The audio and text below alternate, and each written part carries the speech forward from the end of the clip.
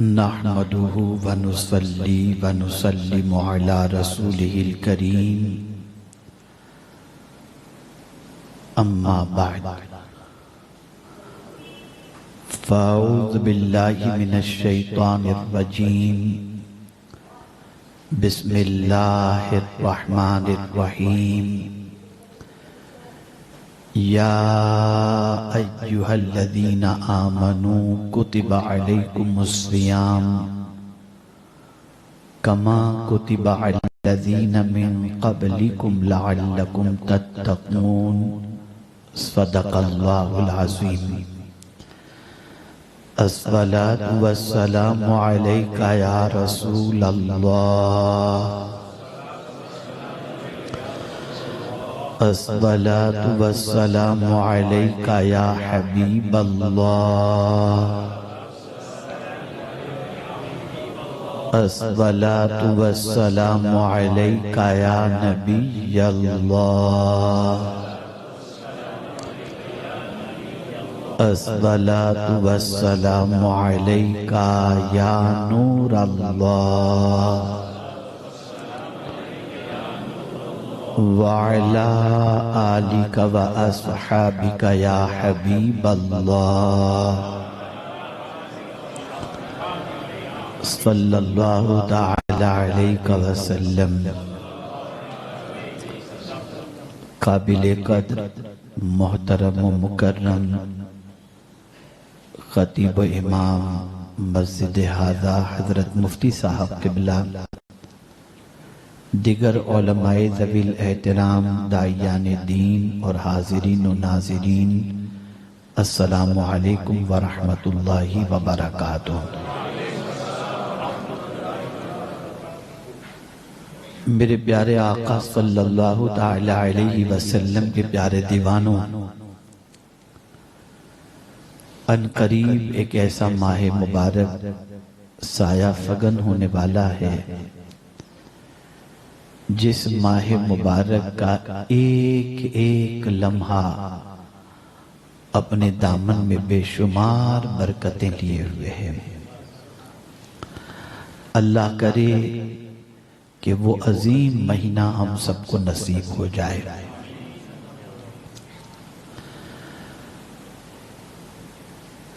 میرے پیارے آقا صلی اللہ علیہ وسلم کے پیارے دیوانوں، بہت سارے مسلمانوں کو ماہ رمضان المبارک کے آنے کی بہت خوشی ہوتی ہے، اور بہت ساروں کو ٹینشن بھی ہوتا ہے، یار کس طریقے سے وقت گزاریں گے، کیسے بھوکے رہیں گے، کیسے کام کاج کریں گے۔ اور بڑی معذرت کے ساتھ میں عرض کروں تو 29 کا چاند جلدی سے آدمی سوچتا ہے ایک دن اور مل جائے تو اچھا ہے، 30 کا ہو تو کیا ہی ہو۔ وجہ یہ ہے کہ ہم عظمت والے مہینوں کی عظمت کو نہیں جانتے۔ آقا کریم صلی اللہ علیہ وسلم ارشاد فرماتے ہیں کہ اگر تمہیں پتہ چل جائے کہ ماہ رمضان کی عظمتیں اور برکتیں کیا ہیں تو تم تمنا کرو گے کہ 6 مہینے رمضان ہی رہے۔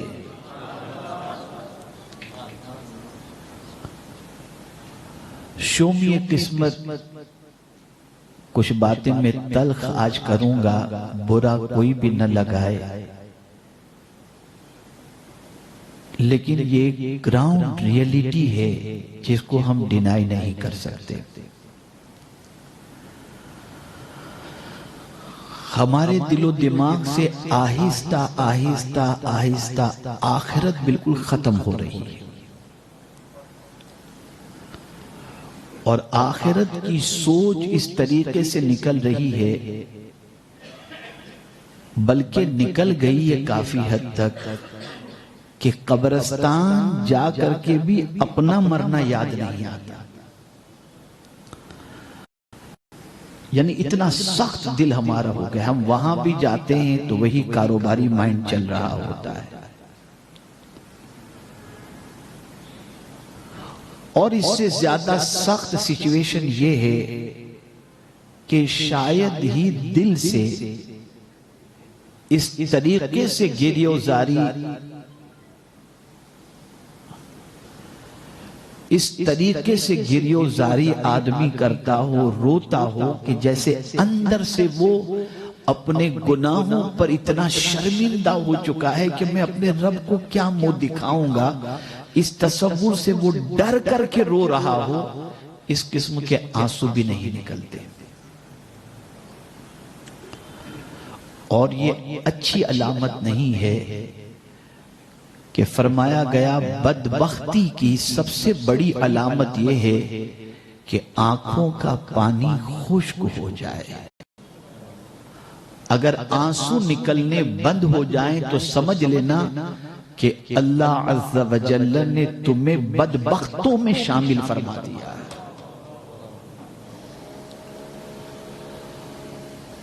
فاروق اعظم رضی اللہ المولا تبارک و تعالی عنہ اتنا روتے تھے کہ آنکھ کے قریب آنسو بہنے کی وجہ سے نشانات ہو گئے تھے، اتنا روتے تھے۔ کون فاروق اعظم؟ جن کی نیکیاں آسمان کے تاروں کے برابر۔ میرے پیارے آقا صلی اللہ علیہ وسلم کے پیارے دیوانوں، ہماری سوچ کیا ہے؟ ہم نے کبھی حضور صلی اللہ علیہ وسلم سے سوچ لینے کی کوشش نہیں کی، صحابہ کرام علیہم الرضوان سے سوچ لینے کی کوشش نہیں کی۔ ہم نے تو اپنے اعتبار سے اپنی سوچ بنائی، جو ہم کو اچھا لگا، جیسا اچھا لگا بس ہم جی رہے ہیں آرام سے۔ آپ جانتے ہیں اس مہینے کے حوالے سے خود حضور صلی اللہ علیہ وسلم، ایک زمانہ تھا کہ ہمارے محلوں کے اندر کتابوں کی لائبریری تھی، اب جہاں مسلم محلہ ہوگا وہاں پر کباب بس۔ تو رمضان شریف سے پہلے بھی ہماری پلاننگ شروع ہوتی ہے، پہلے دن کیا، دوسرے دن کیا، تلن میں کیا بنے گا، بھجیا کتنے بنے گے، یہ سب چل رہا ہے اللہ ماشاءاللہ۔ اب آئیے میں آپ کو بتاؤں، سب سے پہلے ماہ رمضان کے آنے سے پہلے یہ دعا کرنی ہے کہ اے اللہ ماہ رمضان میں مجھے سلامت رکھ اور ماہ رمضان کو میرے اوپر سلامت رکھ، تاکہ میں سلامتی کے ساتھ اس مہینے کو گزار سکوں، نہ کوئی ایسی آسمانی بلا آئے، نہ طوفان آئے۔ اور آ چکا، آپ نے دیکھا ہوگا ابھی کورونا گیا ہے، 4-5 سال ہوئے، رمضان شریف میں تراویح نہیں پڑھ پاتے تھے لوگ۔ وہ ذوق و شوق، وہ ساری چیزیں جس طرح سے ماہ رمضان کی ادائیگی اس سے پہلے ہوتی تھی نہیں ہو پائی۔ کبھی زلزلہ آیا، کبھی بارش آئی، آندھی طوفان، تو سرکار ان چیزوں سے ڈرتے تھے کہ عبادت میں ماہ رمضان کے اندر کوئی خلل واقع نہ ہو، نہ طبیعت کے اعتبار سے خلل ہو، نہ موسم کے اعتبار سے خلل ہو۔ تو سب سے پہلے یہ دعا کرنی ہے، اور پھر اس کے بعد دوسرا انٹینشن ہمارے مائنڈ میں یہ ہو کہ یہ ماہ مبارک مہمان بن کر کے آ رہا ہے، اور اس عظیم مہمان کو ہم اس طریقے سے ویلکم کریں۔ خود حضور صلی اللہ علیہ وسلم کی سنت مبارکہ ہے کہ آقا کریم صلی اللہ علیہ وسلم ماہ رمضان کو ویلکم کرتے، مرحبا یا شہر رمضان مرحبا، سرکار فرماتے تھے اے ماہ رمضان ویلکم، مبارک ہو اے ماہ رمضان، مرحبا مرحبا سرکار فرمایا کرتے۔ تو میرے پیارے آقا صلی اللہ تعالی علیہ وسلم کے دیوانوں، ماہ رمضان المبارک سے پہلے سلامتی کی دعا، ماہ رمضان المبارک کے ویلکم کا شوق، اور پلان سیٹ کرنا ہے کہ ہم کو ماہ رمضان کس طریقے سے گزارنا ہے، اور حضور صلی اللہ علیہ وسلم ماہ رمضان شریف کیسے گزارتے تھے۔ اب آئیے سب سے پہلے ہمیں اپنی نیت کو درست کرنا ہے۔ دیکھیں یہ بھی یاد رکھیں، مفتی صاحب قبلہ بھی تشریف فرمائیں، اور ہمارے ماشاءاللہ فقہ کے معاملے کے اندر ہمارے مبلغ بہت ایکسپرٹ ہیں، ہمارے امتیاز بھائی ماشاءاللہ بہت ایکسپرٹ ہیں، بڑی گہری نظر ہے ان کی۔ تو روزے کے لیے صرف آپ کھانا پینا کھا کر کے رات کو 4 بجے سو گئے اور آپ نے سوچ لیا کہ کل میں روزے کے لیے نیت بھی ضروری ہے کہ نیت آپ کی ہونی چاہیے روزے کی۔ میرے پیارے آقا صلی اللہ تعالی علیہ وسلم کے پیارے دیوانوں، اب نیت میں پیورٹی، آپ کی نیت صرف یہ نہ ہو کہ میں بھوک پیاس اور عمل زوجیت کھانے پینے اور عمل زوجیت سے اپنے آپ کو روکوں گا، صرف یہ نیت نہ ہو، اسی کے ساتھ آپ یہ بھی نیت کریں کہ میں اپنے پورے وجود کو اللہ کی نافرمانی سے روکوں گا۔ اور اگر کوئی شخص صرف کھانے پینے اور عمل زوجیت سے اپنے آپ کو روک لیتا ہے لیکن زبان کی حفاظت نہیں کرتا، آنکھ کی حفاظت نہیں کرتا، ان ساری چیزوں کی حفاظت نہیں کرتا، جھوٹ بھی بول رہا ہے، غیبت بھی کر رہا ہے، امانت میں خیانت بھی کر رہا ہے، چغلی بھی کر رہا ہے، سب کچھ کر رہا ہے، تو میرے آقا صلی اللہ علیہ وسلم فرماتے اس کے نامہ اعمال میں فاقہ لکھا جاتا ہے، روزے کا کوئی ثواب نہیں ہوتا، کوئی ثواب۔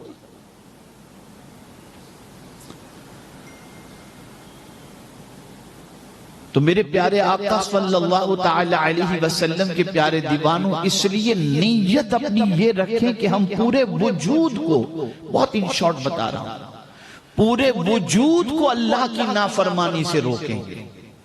اگر آپ نے یہ نیت کر لی تو میرے آقا صلی اللہ علیہ وسلم فرماتے ہیں بہت پیاری بات، نیت ایک برتن کی طرح ہے، نیت ایک برتن کی طرح ہے، جس طرح سے برتن اندر سے صاف ہوگا تو برتن میں جو ڈالو گے نا وہ صاف ہی نکلے گا، اگر برتن گندا ہوگا تو جو ڈالو گے وہ گندا ہی نکلے گا۔ اگر تمہاری نیت اچھی رہی تو تمہارا ہر عمل اچھا ہی ہوتا چلا جائے، سب اچھا۔ تو نیت کو درست کرو۔ اور ایک نئی بات آج میرے مطالعے میں آئی رمضان شریف کے استقبال کے سلسلے میں، تو میری عقل دنگ رہ گئی۔ حضرت عبداللہ ابن مسعود رضی اللہ تعالی عنہ جو صحابی رسول، اور کیسے صحابی، اللہ اکبر، ایسے صحابی جن سے حضور قرآن سنتے تھے۔ حضرت عبداللہ ابن مسعود رضی اللہ تعالی عنہ وہ صحابی رسول ہیں جن سے حضور صلی اللہ علیہ وسلم فرماتے عبداللہ مجھے قرآن سناؤ، وہ قرآن سناتے تھے اور ان سے حضور سنتے تھے اور روتے جاتے تھے۔ یہ حضرت عبداللہ ابن مسعود رضی اللہ تعالی عنہ۔ تو حضرت عبداللہ ابن مسعود رضی اللہ تعالی عنہ ماہ رمضان کا ویلکم کیسے کرتے؟ ان سے پوچھا گیا کہ ماہ رمضان کا ویلکم کیسے کرنا چاہیے، استقبال کیسے کرنا چاہیے؟ تو فرماتے ہیں ماہ رمضان سے پہلے کسی مسلمان کے لیے اپنے سینے میں کینہ نہ رکھو، پہلے کینے سے سینے کو پاک، اس لیے کہ یہ مغفرت، رحمت اور جہنم سے نجات کا مہینہ ہے۔ جب شب برات کینہ رکھنے والوں کی اللہ بخشش نہیں فرماتا تو پھر عام مہینہ اس رمضان المبارک میں بھی اللہ معاف نہیں فرمائے گا۔ تو ماہ رمضان کے استقبال سے پہلے اپنے سینے کو کینے سے پاک۔ میرے پیارے آقا صلی اللہ تعالی علیہ وسلم کے پیارے دیوانوں، رسول گرامی وقار صلی اللہ تعالی علیہ وسلم ماہ رمضان المبارک کے سلسلے میں بڑی پیاری بات ارشاد فرماتے ہیں۔ آقا کریم صلی اللہ تعالی علیہ وسلم ماہ رمضان کے موقع پر جیسے ہی ماہ رمضان آتا صحابہ کو مبارکباد پیش کرتے، سرکار صلی اللہ علیہ وسلم اپنے صحابہ کو یہ کہتے ہوئے مبارکباد دیتے کہ تم پر رمضان کا مہینہ آیا ہے جو نہایت ہی بابرکت ہے، اور اس کے روزے تم پر اللہ عز و جل نے فرض فرمائے ہیں، اس میں جنت کے دروازے کھول دیے جاتے ہیں، دوزخ کے دروازے بند کر دیے جاتے ہیں، شیطان کو باندھ دیا جاتا ہے، اور اس میں ایک رات ایسی ہے جو 1000 مہینے سے افضل ہے۔ آپ یہ چاروں باتوں کو سمجھیں۔ پہلی بات، رسول اعظم صلی اللہ علیہ وسلم نے فرمائی جنت کے دروازے کھول دیے جاتے ہیں۔ اللہ اکبر، جنت کے دروازے۔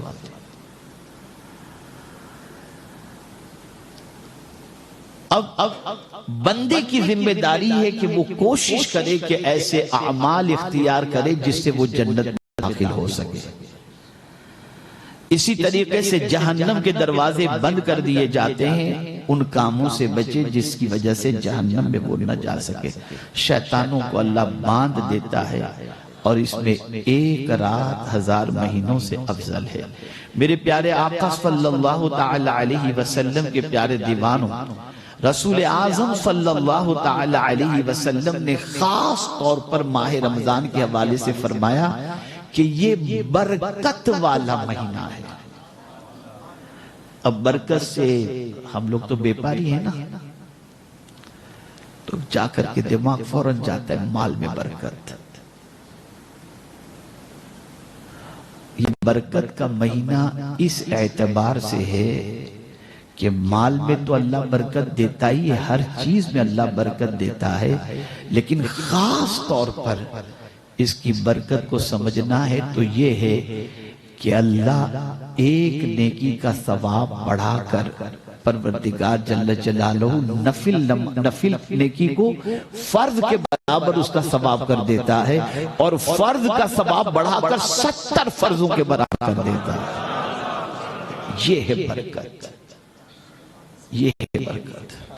اس برکت کو ہم دیکھیں، پتہ یہ چلا کہ ہم اگر رمضان المبارک میں برکت حاصل کرنا چاہتے ہیں تو نیکی کریں، نیکی کریں، فرض کے برابر اللہ عز و جل اس ماہ مبارک میں ہمیں ثواب عطا فرماتا ہے۔ میرے پیارے آقا صلی اللہ علیہ وسلم کے پیارے دیوانوں، سن 2 ہجری میں ماہ رمضان کے روزے فرض ہوئے، اور رسول اعظم صلی اللہ علیہ وسلم نے ٹوٹل 9 رمضان پائے، اور 9 رمضان المبارک کے روزے سرکار صلی اللہ علیہ وسلم نے رکھے۔ تو کیا اس سے پہلے حضور روزے نہیں رکھتے تھے؟ تو میں آپ کو بتاؤں، غار حرا میں جا کر سرکار صلی اللہ علیہ وسلم 40 دن جو قیام کرتے، وہاں روزے سے ہوتے، اور روزے ہی کے اندر پروردگار کے رمضان المبارک ہی میں پروردگار نے حضور صلی اللہ علیہ وسلم پر پہلی وحی نازل فرمائی، اقرا بسم ربک الذی خلق۔ میرے پیارے آقا صلی اللہ تعالی علیہ وسلم کے پیارے دیوانوں، اب دیکھیں کیا فرماتے ہیں صلی اللہ علیہ وسلم۔ اس مہینے کا انٹروڈکشن کرا رہے ہیں، اور کوئی اور نہیں کرا رہا، حضور صلی اللہ علیہ وسلم۔ میں آخر میں ایک بات عرض کروں گا، میں سمجھتا ہوں کہ وہ بات اگر آپ نے ذہن کے اندر محفوظ کر لی تو آپ کے اندر کافی چینجز انشاءاللہ آپ محسوس کریں گے، اور لائف ٹائم تک کے لیے اس کو اپنی زندگی میں آپ اس کی چینجز کو، اس کے ذریعے چینجز پیدا کرنے کی کوشش کریں گے۔ اب دیکھیے سرکار صلی اللہ تعالی علیہ وسلم نے فرمایا، یہ مہینہ کون سا ہے؟ سرکار فرماتی یہ ماہ صبر ہے، یہ صبر کا مہینہ ہے۔ اور پھر آگے حضور صلی اللہ علیہ وسلم نے سیدھا فرما دیا یہ صبر کا مہینہ ہے، صبر کا بدلہ جنت ہے۔ صبر کا بدلہ ڈائریکٹ حضور نے فرما دیا جنت۔ پتہ چلا روزے دار روزہ رکھتا ہے تو گویا وہ جنتی بن گیا۔ میرے پیارے آقا صلی اللہ علیہ وسلم کے پیارے دیوانوں، کس طرح صبر کرتا ہے۔ دیکھیں روزہ رات کا فرض نہیں ہے۔ اچھا یہاں ایک بڑی پیاری بات عرض کر دوں، یہ روزہ جو کہتے ہیں نا، یہ صوم کا ترجمہ نہیں ہے۔ قرآن مقدس میں اللہ نے فرمایا یا ایھا الذین آمنوا کتب علیکم الصیام، اے ایمان والو تم پر روزے فرض کیے گئے۔ صیام کا ترجمہ روزے کیا جاتا ہے، حالانکہ صیام کا معنی ہوتا ہے روزے کا، یعنی عام طور پر جو کہتے ہیں، حقیقت میں اس کا واحد جو ہے صوم کے معنی جو ہوتا ہے وہ رکنا ہوتا ہے، رکنا۔ اور روزہ اس لیے کہتے ہیں چونکہ فجر صبح صادق سے لے کر غروب آفتاب تک 3 چیزوں سے دن ہی میں ہم رکتے ہیں، اسی لیے اس کو روزہ دن کے اعتبار سے روزہ کہا جاتا ہے۔ ورنہ حضور صلی اللہ علیہ وسلم تو ایسے بھی روزے رکھتے تھے جو دنوں رات کے تھے، لیکن کوئی اس کو روزہ نہیں کہتا، اس کو صوم وصال کہا جاتا ہے، جس میں دن میں بھی کچھ نہیں کھاتے تھے، سرکار رات میں بھی کچھ نہیں کھاتے تھے۔ ایسے بھی سرکار صلی اللہ علیہ وسلم، صوم کے معنی ہوتا ہے رکنا، اپنے آپ کو روکنا۔ میرے پیارے آقا صلی اللہ تعالی علیہ وسلم کے پیارے دیوانوں، دنیا میں جتنی بھی عبادتیں ہم کرتے ہیں اس میں کہیں نہ کہیں بناوٹ ہو سکتی ہے، دکھاوا ہو سکتا ہے۔ نماز پڑھتے ہوں کوئی دیکھتا ہوگا، حج کرتے ہیں لوگ دیکھتے ہیں، زکوٰۃ دیتے ہیں لوگ دیکھتے ہیں، لیکن ہم روزے سے ہیں یا ہم جانتے ہیں یا ہمارا خدا جانتا ہے۔ اس لیے کہ وضو کرتے کرتے ہم نے کس کو پتا چلا؟ کوئی نہیں تھا گھر میں، بہت زیادہ گرمی محسوس پی لیا، اللہ معاف کرنے والا ہے کر کے پی لیا۔ لیکن آدمی ہر جگہ بچتا ہے، ہر جگہ بچتا ہے، کوئی دیکھنے والا ہو یا نہ ہو، بس وہ بچتا ہے۔ تو اب اس بندے کو پروردگار کیا عطا فرماتا ہے؟ اللہ اکبر۔ رب فرشتوں سے فرماتا ہے میرے فرشتوں، یہ بندہ کسی اور کے لیے بھوکا نہیں رہا، کسی اور کے لیے پیاسا نہیں رہا، ہے کھانا اس کے پاس، ہے پانی اس کے پاس، سب کچھ ہے، لیکن یہ برداشت کر رہا ہے، بھوک کو نہیں کھا رہا ہے، نہیں پی رہا ہے، صرف میرے لیے، میری خوشی کی خاطر۔ تو جب بندہ ہو کر میری خوشی کا اتنا خیال رکھتا ہے تو اب ظاہر سی بات ہے ہر عمل کا بدلہ تو میں نیکی کے ثواب کے طور پر دے دیتا ہوں، لیکن روزے کے بدلے میں خود اس بندے کو مل جاؤں گا۔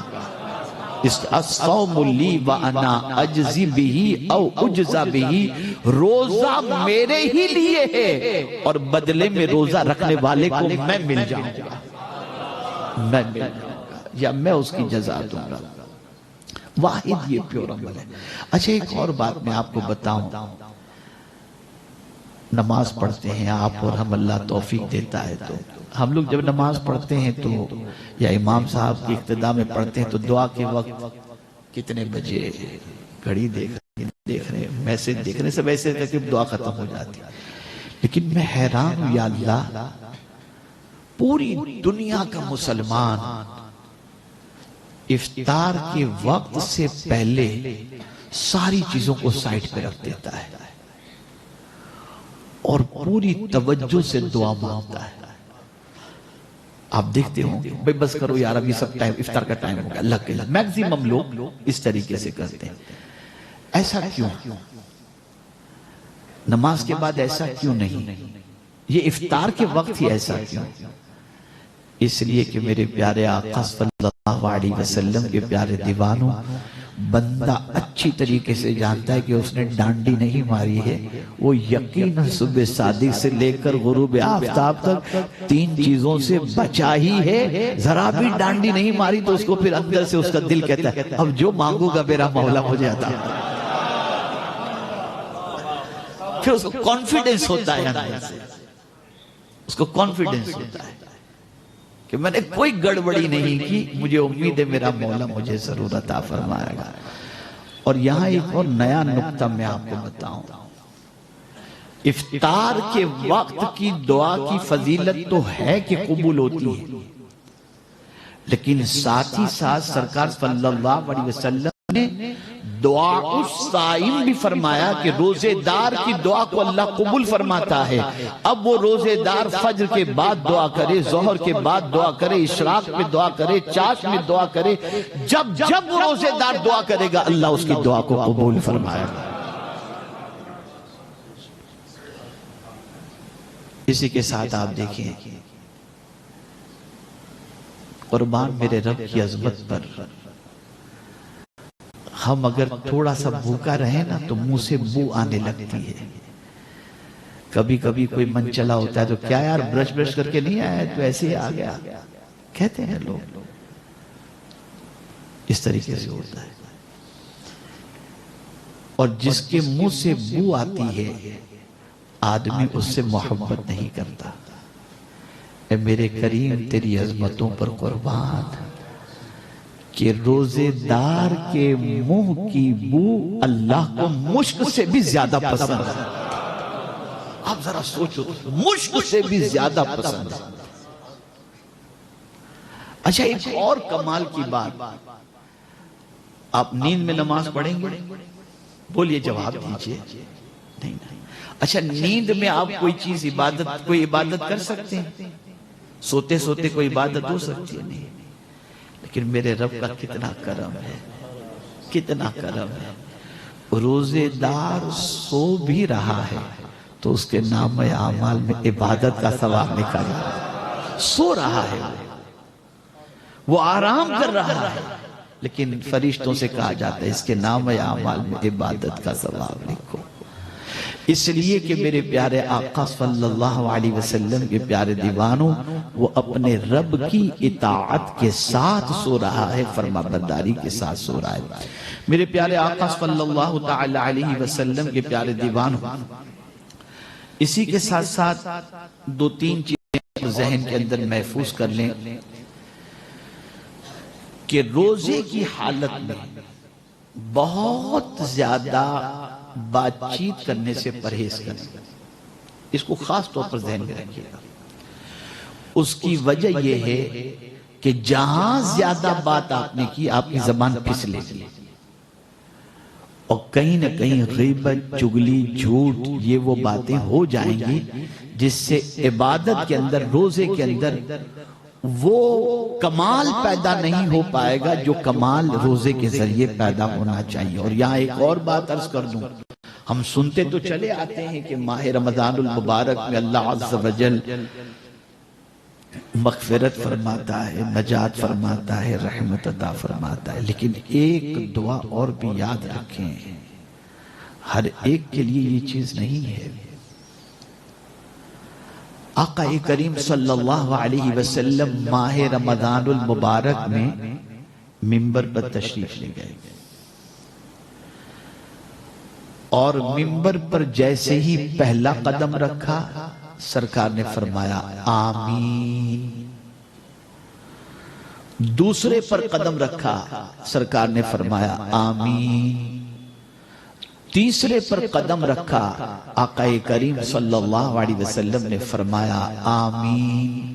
صحابہ کو حیرت ہوئی، کوئی دعا کرنے والا نظر نہیں آتا، کس کی دعا پر اللہ کے رسول صلی اللہ علیہ وسلم آمین فرما رہے ہیں؟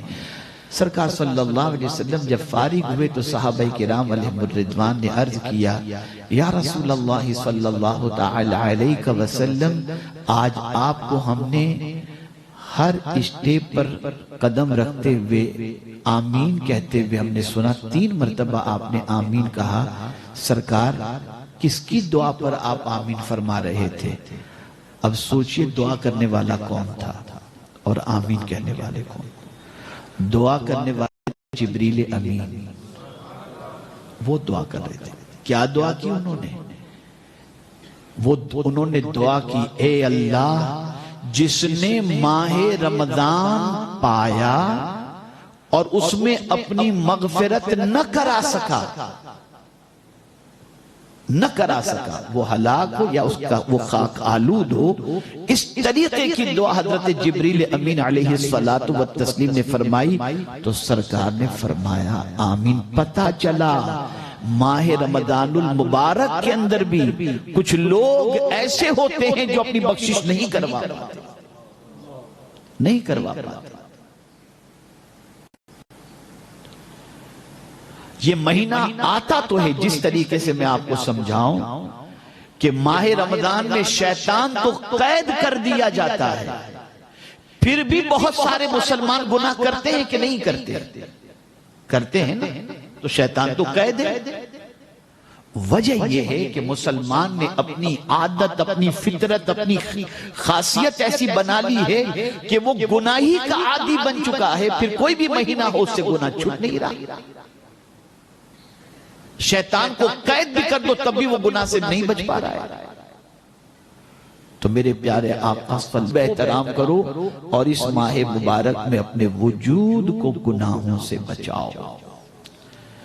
اسی کے ساتھ ساتھ میں آپ کو بتاؤں جو چند چیزیں خاص طور پر ہم نے کرنی ہیں۔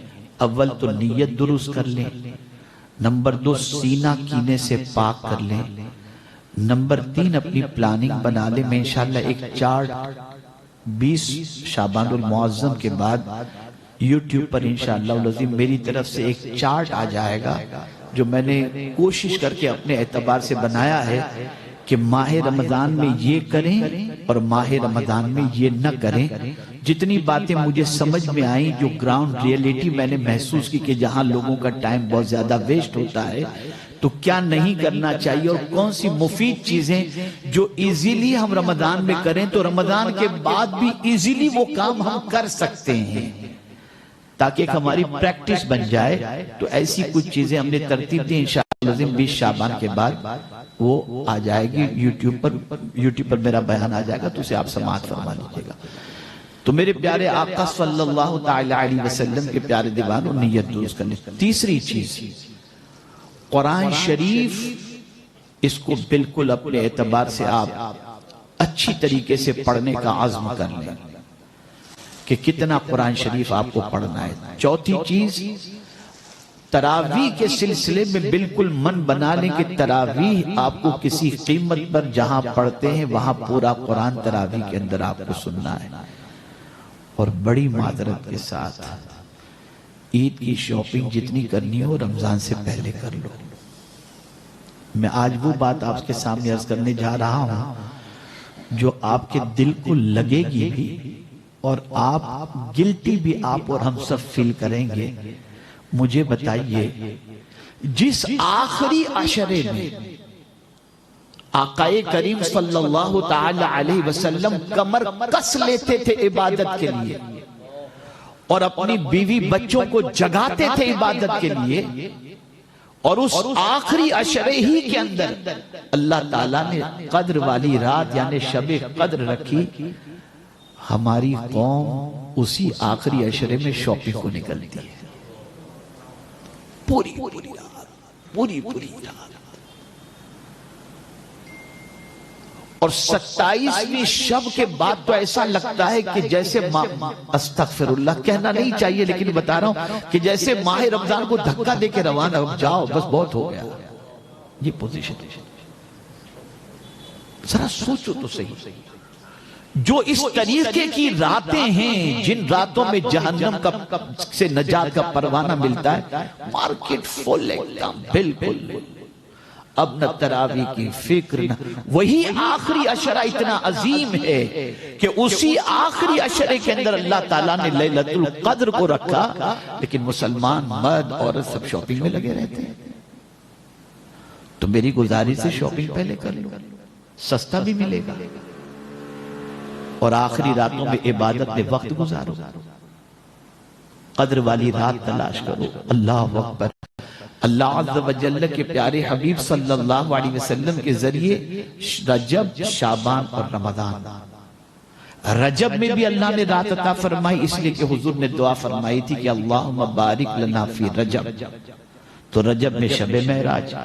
شعبان میں بھی اللہ نے رات عطا فرمائی شب برات کی شکل میں کہ سرکار نے شعبان کے لیے بھی برکت کی رات، برکت والی رات، برکت کی دعا فرمائی تھی، اور رمضان میں بھی اللہ عز و جل نے رات ہی عطا فرمائی اور وہ ہے شب قدر، لیکن دو کو ظاہر کیا ایک کو چھپا کے رکھا تاکہ آخری عشرے کی 5 راتوں کے اندر تم تاک راتوں میں شب قدر کو تلاش کرو۔ مارکیٹ اس سے ملنے جا رہے ہیں، اس کی پارٹی چل رہی ہے، اس کی پارٹی چل رہی ہے، یار کوئی کام نہیں آئے گا، یقین مانو کوئی کام نہیں آئے گا، کوئی کام نہیں آئے گا۔ کام صرف اعمال جو کچھ ہم کریں گے وہ کام آئے گا، اور یہ برکت والے مہینے کو اگر ہم نے یوں ہی ضائع کر دیا تو میں سمجھتا ہوں ہم سے بڑا کم نصیب کوئی اور دوسرا نہیں۔ اور ایک خاص چیز، خبردار، غریبوں کا حق غریبوں کو ادا کرو۔ الحمدللہ آپ جانتے ہیں کہ ہم لوگ بھی ادارے چلاتے ہیں، تنظیم چلاتے ہیں، سب کچھ ہے، لیکن مطلب یہ نہیں کہ آپ اپنی ساری زکوٰۃ، فطرہ، صدقہ، خیرات ہم کو دے دو، نا۔ قرآن نے ترتیب رکھی ہے، لیس البر ان تولوا وجوہکم قبل المشرق والمغرب ولکن البر من آمن باللہ والیوم الآخر والملائکۃ والکتاب والنبیین وآتى المال علی حبہ ذوی القربى والیتامى والمساکین۔ ترتیب اللہ نے رکھی ہے کہ پہلے اپنے رشتہ داروں میں دیکھو کہ کون مستحق ہے، کون غریب ہے، کون ضرورت مند ہے، خود تلاش کرو، خاموشی سے جا کر کے دے آؤ ان کے یہاں کہ پتہ بھی نہ چلے۔ یہاں ہم رشتہ داروں کو بھولے بیٹھے ہیں، غریبوں کو بھولے بیٹھے ہیں۔ ان چیزوں کا خاص طور پر خیال رکھیں، مسکین کو دیکھیں، یتیم کو دیکھیں، اور دینی تحریکوں کو بھی دیں، اداروں کو بھی دیں، میں اس سے منع نہیں کرتا، لیکن یہ جو ترتیب قرآن نے رکھی ہے اس ترتیب کو فالو کرو۔ اس لیے کہ حضور صلی اللہ علیہ وسلم نے ارشاد فرمایا کہ جو شخص یہ چاہتا ہے کہ اس کے مال اور عمر میں برکت ہو، وہ رشتہ داروں سے اچھا سلوک کرے، صلہ رحمی کرے۔ تو آپ اپنے رشتہ داروں کو ڈھونڈو، کون ہے پریشان، خاموشی سے پہنچا۔ تو میرے پیارے آقا صلی اللہ علیہ وسلم کے پیارے دیوانوں، اس چارٹ کے اندر میں نے کچھ چیزیں بتائی ہیں کہ کس طریقے سے آپ نے کرنا ہے، انشاءاللہ سنیں گے تو آپ کی سمجھ میں بات آ جائے گی۔ اور رمضان المبارک میں خاص طور پر رسول اعظم صلی اللہ علیہ وسلم جنرل حضرت ام سلمہ رضی اللہ تعالیٰ عنہ سے سرکار صلی اللہ علیہ وسلم نے فرمایا، اے سلمہ، کون ہے ام سلمہ؟ یہ صدیق اکبر رضی اللہ تعالیٰ عنہ کی بڑی بیٹی، حضرت عائشہ صدیقہ رضی اللہ تعالیٰ عنہ سے 10 سال عمر میں بڑی تھی۔ ان سے سرکار صلی اللہ علیہ وسلم نے فرمایا، انفقی ولا تحصی، اے سلمہ اللہ کے نام پہ دیا کرو، گن گن کے مت دینا۔ تم جب گن کر کے نہیں دو گی تو اللہ بھی تم کو بے حساب عطا فرمائے گا۔ ہم تو دیکھتے ہیں کہ یار کہیں غلطی سے 100 کی جگہ پہ 500 کی تو نہیں آگے ہے، کیا ہوا؟ سب اللہ کا دیا ہوا ہے۔ اللہ کے نام پہ ماہ رمضان المبارک کے اندر خوب لٹاؤ۔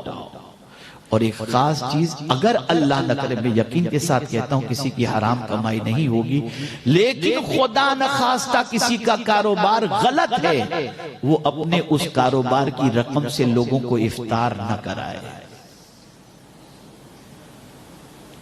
نہ کرائے اس سے افطار، حلال کمائی سے افطار کرائے، حلال کمائی سے۔ ٹاپک بڑا طویل ہے، میرا وقت ختم ہونے کے قریب ہے، اور آخری بات جو میں عرض کرنا چاہتا تھا وہ میں عرض کر دوں، اور وہ بات آپ سنیں گے نا تو آپ خود ریئلائز کریں گے کہ یار واقعی ہم رمضان کے اندر جو ہے نا غلطی کرتے ہیں۔ مسجد میں داخل ہونے کی دعا جس کو یاد ہو وہ ہاتھ اونچا کر کے دعا بتا دے۔ ماشاءاللہ سب کو یاد ہے، ٹھیک ہے؟ کیا پڑھتے ہیں؟ اللہم افتح لی ابواب رحمتی۔ توجہ چاہوں گا، ہم داخل ہوتے ہیں، دعا پڑھتے ہیں، اے اللہ تیری رحمت کے دروازے ہم پر کھول دے، دعا کرتے ہیں۔ کبھی اللہ کے گھر میں داخل ہو کر رحمت تلاش کرنے کی کوشش کی ہم نے؟ یہ کیا ہے رحمت، ذرا جاننے کی کوشش کی؟ بس آئے وضو کیا، اللہ ٹوپی رکھی، چلتے بن گئے، کچھ پتہ نہیں۔ روز نماز پڑھتے ہیں، روز نماز پڑھتے ہیں، لیکن کچھ پتہ نہیں، نارملی آتے ہیں بس ایسے تیسے، بس وضو کیا، نماز پڑھے، سیدھے چل گئے، پتہ نہیں رحمت کے سمندر میں نہائے کہ نہیں نہائے، کچھ پتہ ہی نہیں۔ ایسے ہی ماہ رمضان المبارک کے حوالے سے حضور فرماتے ہیں، شہر اولہ رحمت، رمضان پہلا عشرہ رحمت کا عشرہ، تلاش کرو رحمت کس میں، تلاش کرو۔ تو جب آپ اللہ عز و جل نے جن کاموں میں اپنی رحمت کا وعدہ فرمایا ہے وہ کام کرو تاکہ تم اللہ کی رحمت کے مستحق بن جاؤ۔ رحمت تو برستی ہے، لیکن حقدار بنو گے کیسے؟ مسجد میں آئے، ہم نے عبادت کی نیت کی، اعتکاف کی نیت کی، اور ہاں ایک خاص بات، افطار کا تو لنگر ہوتا ہے مسجد میں ماشاءاللہ، اور ویرائٹیز اتنی ہوتی ہے کہ میں نہیں بتا سکتا، اور ہر آدمی چاہتا ہے کہ میری یہ ویرائٹی سے سب روزہ کھولیں، لیکن اعتکاف کی نیت کتنوں کو یاد رہتی ہے اور کتنے کر کے آتے ہیں مجھے نہیں معلوم، مجھے نہیں معلوم۔ اور بغیر اعتکاف کی نیت کے مسجد میں کھانا اس کی اجازت ہے ہی نہیں، کھانے والا گنہگار ہوگا۔ حضور مفتی اعظمین علیہ رحمت و رضوان مسجد نبوی شریف میں بیٹھے ہوئے تھے، اس زمانے میں کولر وغیرہ مسجد نبوی شریف میں نہیں تھے، تو بہشتی جو ہوتے تھے پانی کی مشق لے کر کے جو نکلتے تھے، وہ آیا دیکھا حضرت کو، حضور پانی پئیں گے؟ کہا ہاں، لیکن پانی کا گلاس لیا اور مسجد نبوی شریف کے باہر چلے گئے۔ ایک بزرگ اندر تھے، انہوں نے اندر ہی پی لیا، لیکن یہ باہر چلے گئے، اور باہر جا کر کے پھر انہوں نے پانی پیا۔ تو کسی نے پوچھا حضرت آپ تو باہر جا کر پانی پی رہے ہو اور یہ بزرگ تو اندر بیٹھ کر پانی پی؟ کہا انہوں نے اعتکاف کی نیت کر لی ہوگی، مجھے یاد نہیں ہے کہ میں نے اعتکاف کی نیت کی تھی یا نہیں کی تھی، اس لیے پانی باہر جا کر کے پی رہا ہوں۔ یا اللہ خیر فرمائے، کچھ معلوم نہیں، کہیں کوئی احتیاط نہیں، کہیں کوئی ڈسپلین نہیں۔ جب یہ ہماری سچویشن رہے گی تو ہمیں برکتیں حاصل نہیں ہو سکتی۔ تو میرے پیارے آقا صلی اللہ تعالی علیہ وسلم کے پیارے دیوانوں، یہ ایک بڑا طویل ٹاپک ہے، خاص طور پر شہر اولہ رحمت و اوسطہ مغفرت و آخرہ عتق من النار، کہ رمضان کا پہلا عشرہ رحمت کا ہے، دوسرا عشرہ مغفرت کا ہے، آخری عشرہ جہنم سے چھٹکارے کا ہے۔ یہ تینوں پر تفصیلی ٹاپک انشاءاللہ تفصیلی گفتگو ہو سکتی ہے، لیکن میں انشاءاللہ کہیں اور جگہ پر کروں گا جو یوٹیوب پر انشاءاللہ لازم آ جائے گی، آپ اس کو سن سکتے ہیں اور اپنی معلومات میں اضافہ کر سکتے ہیں۔ ماہ رمضان شریف میں خاص طور پر جہاں بہت ساری عبادتیں آپ کرتے ہیں، بس یہ ایک ٹپ میں آپ کو دے دیتا ہوں، وہ یہ ہے کہ ماہ رمضان شریف میں کوشش کریں اپنی زندگی کی جو نمازیں قضا ہو چکی ہیں ان میں سے جتنے دنوں کی نماز آپ قضائے عمری ادا کر سکتے ہوں اتنی ادا کر لیں۔ مثال کے طور پر ہمارے یہاں صلاۃ التسبیح کا شوق ہوتا ہے، یہ ساری چیزیں ہوتی ہیں، آپ اگر صلاۃ التسبیح کی جگہ پر اس وجہ سے نماز ادا کریں گے قضا نماز، کہ میں اگر صلاۃ التسبیح ادا کروں گا تو میرا وقت جتنا جائے گا میں ثواب کی نیت سے میری قضائے عمری ادا کر لیتا ہوں، تو اللہ تعالیٰ صلاۃ التسبیح کی برکتیں بھی عطا فرمائے گا اور قضا نماز آپ کے سر سے انشاءاللہ العظیم اترتی بھی چلی جائے گی۔ اس کو ذہن کے اندر رکھیں۔ رمضان المبارک میں دو چیزوں کا خیال رکھیں، آنکھ اور زبان، بس میں اس پر پورا زور اسی پر دے رہا ہوں۔ کل بھی میں لکھنؤ کے قریب تھا، میں نے وہاں پر بھی یہی کہا، بس دو چیزوں کی حفاظت کرو، زبان اور نگاہ۔ جب یہ دو چیزوں کی حفاظت کرو گے تو باقی ساری چیزیں انشاءاللہ العظیم اللہ رب العزت جل جلالہ آسان فرما دے گا۔ تو میرے پیارے آقا صلی اللہ تعالی علیہ وسلم کے پیارے دیوانوں، انہی کلمات خیر پر میں اپنی گفتگو کو ختم کرتے ہوئے آپ سے گزارش کرتا ہوں کہ آپ اور ہم سب کوشش کریں کہ اللہ عز و جل ہمارا ماہ رمضان ہمیں عبادت و ریاضت میں گزارنے کی توفیق نصیب فرمائے، اور پروردگار جن لوگوں کو ماہ رمضان المبارک میں بخشش کا پروانہ عطا فرمانے والا ہے ان میں ہم سب کا بھی شمار فرمائے۔ اور میرے پیارے آقا صلی اللہ علیہ وسلم کے پیارے دیوانوں، ہم سب کو ماہ رمضان کی قدر اور ماہ رمضان المبارک میں عبادت کے لیے سلامتی نصیب فرمائے، مہینہ بھی سلامتی والا ہو اور اللہ ہمیں بھی سلامتی عطا فرمائے، اور ایسا ماہ رمضان ہم گزاریں کہ ماہ رمضان کے بعد ہماری زندگی میں تبدیلی پیدا ہو چکی ہو۔ وَمَا عَلَيْنَا إِلَّا الْبَلَاغُ الْمُبِينَ۔ میں مشکور ہوں المدینہ مسجد ٹرسٹ کے جملہ ٹرسٹی حضرات کا اور ہمارے حضرت مفتی صاحب قبلہ کا کہ آج یہ خوبصورت پروگرام یہاں پر الحمدللہ منعقد کیا گیا. آپ لوگ تشریف لائے, آپ سب کا بھی میں مشکور ہوں. اللہ تعالی ہم سب سے راضی ہو. السلام علیکم ورحمۃ اللہ وبرکاتہ. آپ حضرات تشریف. السلام علیکم ورحمۃ اللہ وبرکاتہ. الحمدللہ ہم حضور امیر سنی دعوت اسلامی حضرت قبلہ دامت برکاتہم العالیہ سے نورانی خطاب سماعت فرما رہے تھے. انشاءاللہ ٹرسٹی حضرات کی جانب سے اور ناچیز کی طرف سے شکریہ ادا کرنے کے موقع پر شال پوشی ہوگی اور اسی کے ساتھ انشاءاللہ محفل کا اختتام بھی ہوگا صلاۃ والسلام کے ساتھ. حدیث پاک میں ہے سرکار دو عالم صلی اللہ علیہ وسلم نے ارشاد فرمایا رحمت اللہ علی خلفائی قیل ومن خلفاؤک یا رسول اللہ قال الذین یحیون سنتی ویعلمونها الناس او کما قال النبی صلی اللہ علیہ وسلم. اس حدیث کو حضرت سیدنا امام حسن رضی اللہ تعالیٰ عنہ نے روایت فرمائی, ایسی بھی کتاب میں ہے, اور حضرت سیدنا حسن بصری رضی اللہ تعالیٰ عنہ نے بھی اس حدیث کو نقل فرمایا ہے, روایت کی ہے, یہ بھی کتاب میں موجود ہے. حدیث پاک یوں ہے کہ سرکار دو عالم صلی اللہ علیہ وسلم ارشاد فرماتے ہیں اللہ کی رحمت ہو میرے نائبین پر, میرے نائبین پر اللہ کی رحمت ہو. قیل ومن خلفاؤک یا رسول اللہ, تو صحابہ کرام نے عرض کیا یا رسول اللہ صلی اللہ علیہ وسلم آپ کے نائب کون ہیں؟